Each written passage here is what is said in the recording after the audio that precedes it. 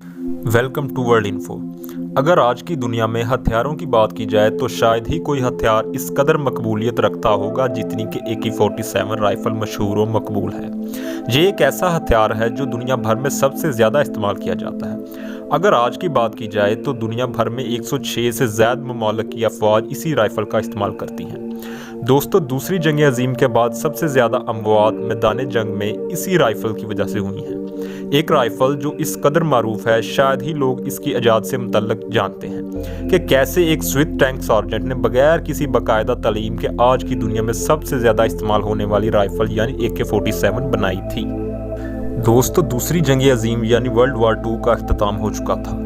Soviet union के लोग जहां एक तरफ जंग के अख्ताम पर खुश थे तो दूसरी तरफ कुछ लोग आइंदा गैर मुल्की ताकतों को रूसी सरजमीन पर हमले से रोकने के इंतजामात पर भी गौर कर रहे थे। इन इकदामात के तहत रूस ने मशरकी यूरोप में दर्जन भर अपनी सैटेलाइट स्टेट्स न सिर्फ बनाई बल्कि अपना दिफाई बजट भी कई गुना बढ़ा दिया था।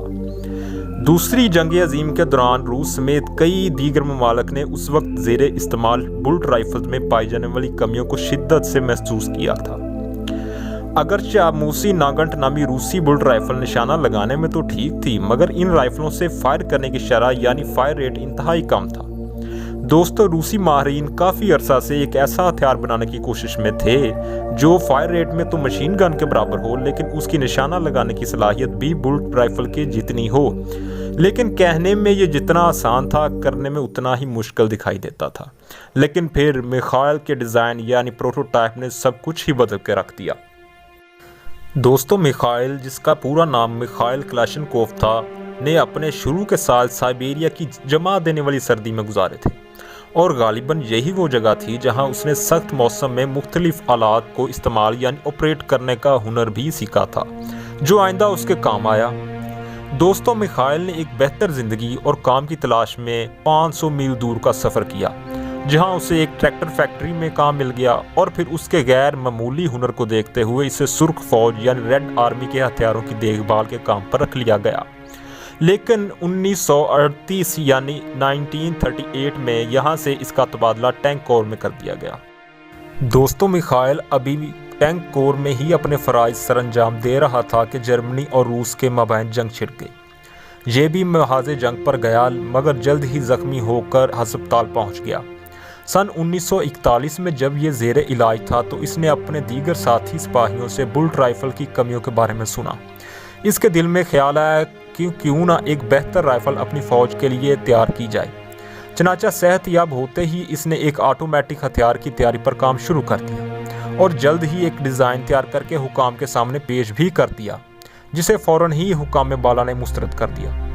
अगरचे हुकाम ने डिज़ाइन मुस्तरद कर दिया था, लेकिन इसकी लगन देखते हुए इसे फ़ौज के लिए छोटे हथियारों की तैयारी के काम पर लगा दिया गया, जहां इसने राइफ़ल के डिज़ाइन पर भी काम जारी रखा और इसे पहली कामयाबी सन 1944 में मिली जब इसने 7.62 मिलीमीटर की एक बुलेट तैयार की। इस बुलेट की खूबी ये थी कि ये ना तो इतनी भारी थी कि इसे चलाने पर ज़ोरदार झटका महसूस हो और ना ही इतनी हल्की कि हवा में निशाना से ही चूक जाए। दोस्तों, इसी दौरान जब दूसरी जंग अज़ीम का अख्ताम हुआ तो रूस के सबसे बड़े हथियार डिज़ाइनर अलेक्सी सुदेव की मौत हो गई। अलेक्सी सुदेव के डिज़ाइन करदा सब मशीन गन के इस्तेमाल से ही रूस ने जर्मनी के खिलाफ मशहूर ज़माना स्टालिनग्राद की जंग में कामयाबी हासिल की थी। अलेक्सी को इस कामयाबी ने हीरो का दर्जा दिलवा दिया था और मौत से पहले वो एक मुकम्मल खुदकार यानी फुली ऑटोमेटिक राइफ़ल बनाने पर काम भी कर रहा था। लेकिन दोस्तों, मौत किसी काम की मोहलत नहीं देती। अब स्विस हुकाम ने एक मुकाबला यानी कंपटीशन मुनक्किद कराने का फैसला किया और गवर्नमेंट के लिए काम कर रहे सभी वेपन डिज़ाइनर को अपने डिज़ाइन जमा करवाने के लिए कहा और मुकाबले में कामयाब होने वाले के लिए इनाम के तौर पर एक बड़ी रकम का ऐलान भी किया। जब मिखाइल क्लाशनकोव ने इस मुकाबले के बारे में सुना तो इसने भी इसमें हिस्सा लेने का फ़ैसला किया।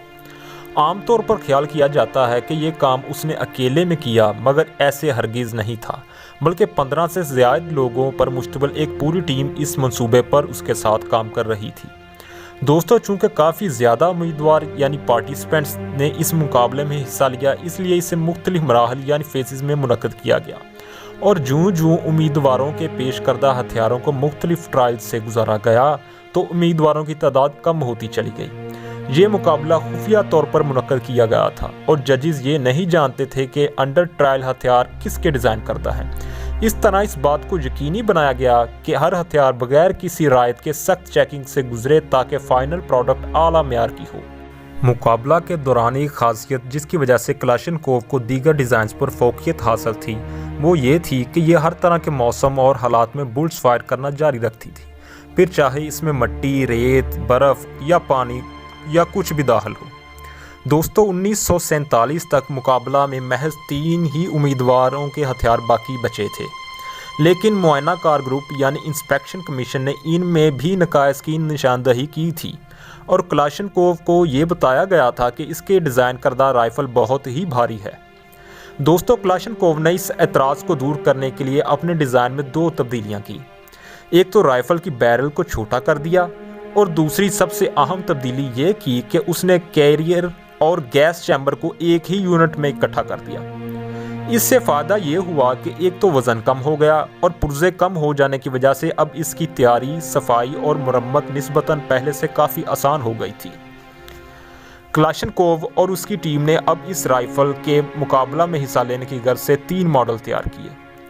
دوستو جب یہ آخری مقابلہ ہوا تو سب سے پہلے میخائیل کلاشنکوف نے اپنی تیار کردہ رائفل سے فائر کیا اور پھر ججز کو اس رائفل کو کھول اور جوڑ کر دکھایا۔ اس رائفل کو کھولنا اور پھر جوڑنا اتنا آسان تھا اور اس کی فائر کرنے کی صلاحیت اتنی بہتر تھی کہ دیگر دونوں امیدوار اس کی اعلیٰ کارکردگی دیکھتے ہوئے بغیر مقابلے کیے ہی میدان چھوڑ کر چلے گئے۔